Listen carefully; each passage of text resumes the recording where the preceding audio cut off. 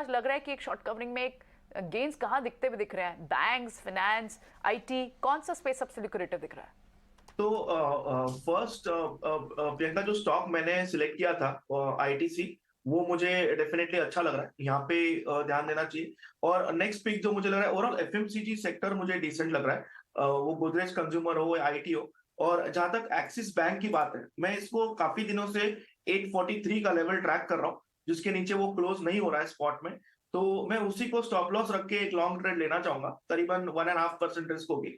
तो 843 के stop loss से आप इसको एक पुल बैक के हिसाब से प्लान करो फॉर टारगेट्स अराउंड 870 875। ठीक है।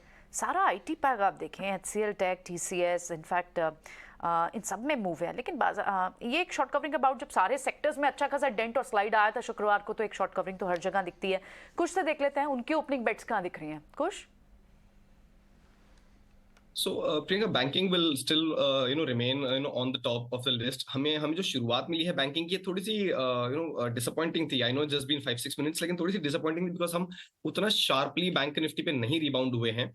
तो ये कंसर्न भी है और एक अपॉर्चुनिटी भी है। तो मैं क्लोजली वॉच करूंगा। जैसे हमने बैंक ऑफ बड़ौदा डिस्कस किया था थोड़ी देर पहले, एसबीआई हो गए, ये कुछ स्टॉक्स रहेंगे जो मैं डिस्कस करूंगा, जो मैं मेरी लिस्ट पे रखूंगा।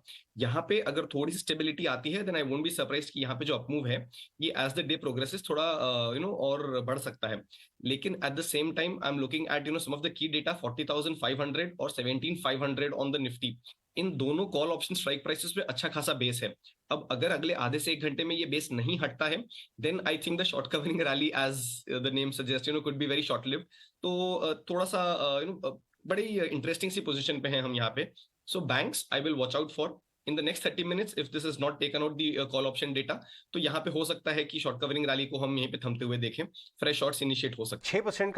6% का ब्लॉक हुआ है। ये बहुत इंपॉर्टेंट स्टॉक है कि महिंद्रा सीआई भी ऑटो एंसिलरी में शानदार कंपनी है। स्टॉक चल भी रहा था लास्ट कुछ दिनों से। रोहन, आपने ऑटो एंसिलरी में आपका क्या टॉप पिक है, और पर्टिकुलरली महिंद्रा सीआई पे आपका व्यू? 8% नीचे आज एक ब्लॉक हुआ है, लेकिन डायरेक्टर साहब इसका एक साल का व्यू लिखिए। ये देखिए 50 वीक हाई के आसपास ही है, तो मोमेंटम बहुत स्ट्रांग है इसमें।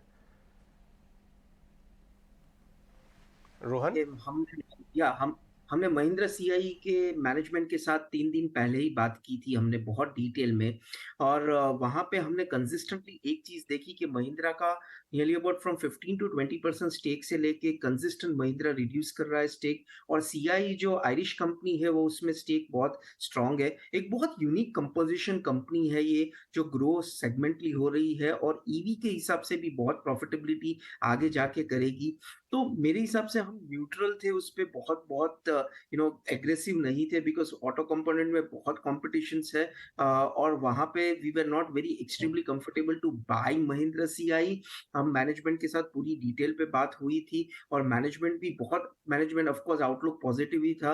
पर overall I think so still 1 साल के बाद ये कंपनी देखी जाएगी जब यहाँ पे पूरा जो स्टेक सेलिंग है वो क्लियर हो जाएगा, सीआई का कंट्रोल ज्यादातर हो जाएगा। और दूसरा आपका प्रश्न था कि ऑटो कंपोनेंट्स में क्या बेटर लग रहा है। हमारा इन्वेस्टमेंट है जेडएफ सीवी में। जेडएफ जो एक्स वेबको इंडिया कंपनी है, 85% एड ब्रेक बनाती है पूरे वर्ल्ड में और एक्स्ट्रा ऑर्डिनरी नंबर्स पोस्ट किए हैं, सुपीरियर मैनेजमेंट है और वर्ल्ड वाइड जो सेफ्टी की फीचर्स है उसमें बहुत आगे चलती है ये company. So ZFCV is our top pick for auto components.